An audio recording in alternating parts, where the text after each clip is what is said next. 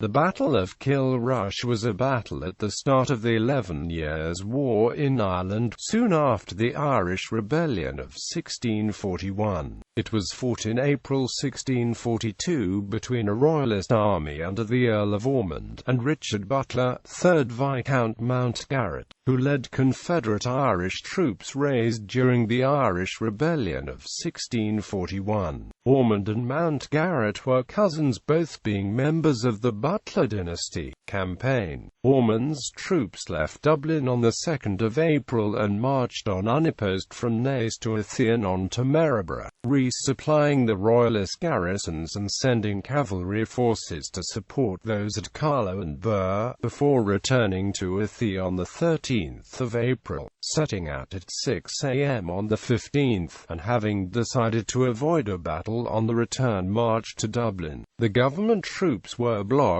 by Mountgarret's rebel militias at Kilrush, 2 miles south of Suncroft, between Kilcullen and Moone in southeastern County Kildare. Though outnumbered, Ormonde managed to defeat the rebels and marched on to Dublin by the 17th of April. Details. The Dublin Penny Journal of the 1800s said that the land in the neighbourhood of Inch Castle lies remarkably flat, with the exception of 2 ridges that run nearly parallel northward from the castle, with a marsh lying between. It was in these heights the armies of Ormonde and Mountgarret, in 1642, marched in sight of each other. The evening previous to the Battle of Kilrush, that of Ormonde on the high grounds of Ardskill, Fonstown, and Kilrush, whilst the rebel army under Mountgarret, and attended by the Lords Dunboyne and Icaron, Roger O'More, Hugh O'Byrne, and other leaders of Leinster, proceeded in the same direction along the heights of Burtown, Balliandrum, Glashealy, and Narrogmore. Mountgarret, having the advantage in numbers, and anxious for battle, outmarched Ormonde's forces, and posted himself on Bull Hill and Kilrush, completely intercepting Ormonde's further progress to Dublin. A general engagement became unavoidable. The left wing of the Irish was broken by the first charge. The right, animated by the leaders, maintained the contest for some time, but eventually fell back on a neighbouring eminence, since called Battlemount. Here they broke, fled, and were pursued with great slaughter, across the grounds they had marched over the day before. This victory was considered of such consequence that Ormonde was presented by the Irish government with a duel, value £50.